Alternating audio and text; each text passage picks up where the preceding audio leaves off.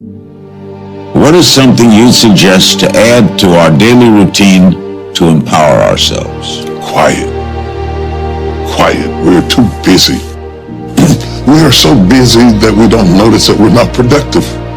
Busy does not mean that you are producing. We were just spinning our wheels. And the great thinking and progress that we've made in this country, steam engines, telephones, automobiles, all types of things, spacecrafts, were done by people who had moments to think. We're moving so fast at breakneck speed. And if we get a free moment, we're on Twitter and Facebook and everything. It's the death of creativity. And I would challenge people to go back to meditation, and if you're spiritual, go back to prayer. If you're not, just go back to just laying still for a moment to clear your head, to hit the reset button. Because we are starting every day with the burdens from yesterday assaulting us in today. Let's put a comma between all of that. Shut it all down, and you'd be surprised what you can hear when you shut up.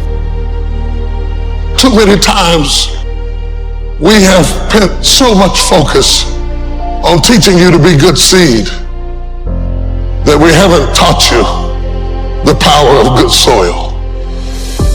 And so when we come to soil issues, the seed ignores the soil. We flick the channel.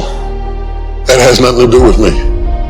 We close our eyes because we have been taught to be good seed, but we have not been taught to pay attention to soil. And yet the Bible is clear.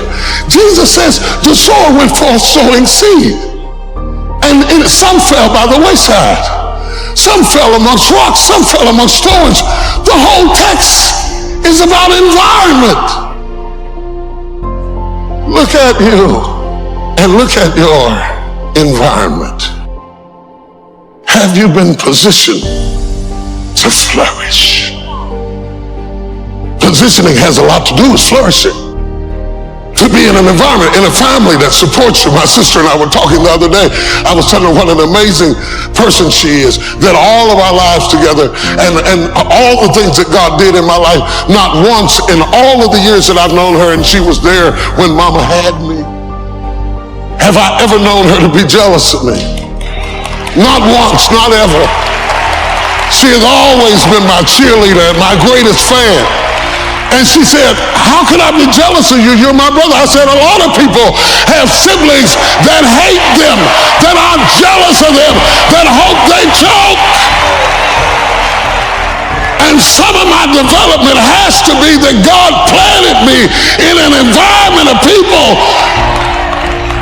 that supported me. My brother, my sister, my mother, my father, they all supported me. You can have good seed, but if you've been in bad soil, people who hated you, environments that denied you, education that underserved you, communities that limited you, mentalities that poisoned you. Oh, do you hear what I'm saying? If your soil wasn't right, it doesn't mean that you're not right, but if your soil wasn't right, it's going to affect how you root and how you grow. And you might grow a little bit. The Bible says you can grow for a while, but then the thorns will choke you out, or the rocks will not have enough soil for your roots to grow.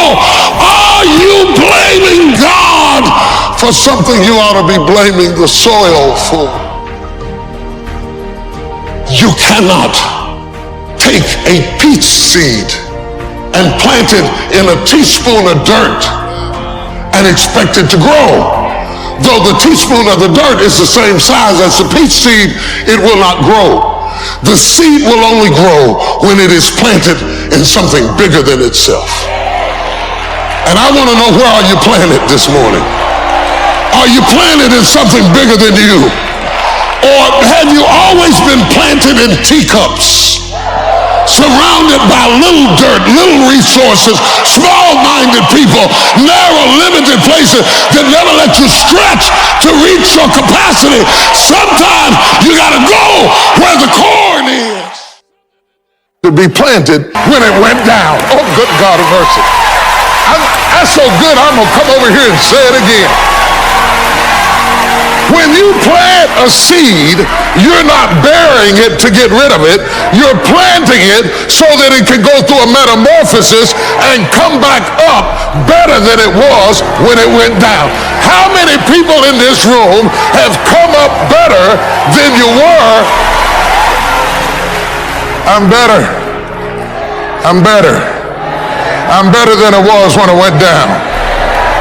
It was good for me that I've been afflicted.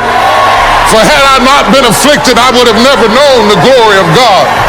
I'm better for it. I didn't like it, but I'm better for it. I couldn't see down there, but I'm better for it. You see, I was planted in a dark place where my sight didn't work for me, but I'm better for it. Every time you go through something dark and you can't see your way out, remember you've been planted, not been buried, and when you come up, I'm coming up. I'm coming up. Write yourself a note. I have not been buried. I have been planted. I may be underground, but I'm not buried in this mess. I'm planted in it. I'm planted in it. And if I'm planted in it, expect me to come back up again. Making your relationships count, because everything is about relationships. First of all, your relationship with God. That's a very important thing to have, because as long as you know that there's somebody in charge, you don't have to bear the brunt of the responsibility and the weight of what's going on in your life. Yeah. You can talk to the boss. Okay. Yeah. Number two, enjoy your relationship with yourself. If you don't like you, it makes it hard for me to like you. Because people, when you walk into their atmosphere, they draw you into the cosmos of their own drama. And if they're full of drama without you, when you come in, you become caught up in the cyclone of their drama. Yeah. Enjoy your relationship with yourself. And then anybody else who comes in, they enter into a party you already started. You understand? Yeah, yeah. And then the relationship with your kids, the relationship with your spouse, the relationship with your friends, taking time to enjoy the relationships, because there is no fruit. Nature teaches us that there is no fruit without relationships. You cannot be fruitful by yourself. In business, in home, in life, in church, I don't care what it is, you are no more than the relationships you surround yourself with, and make sure that those are good ones.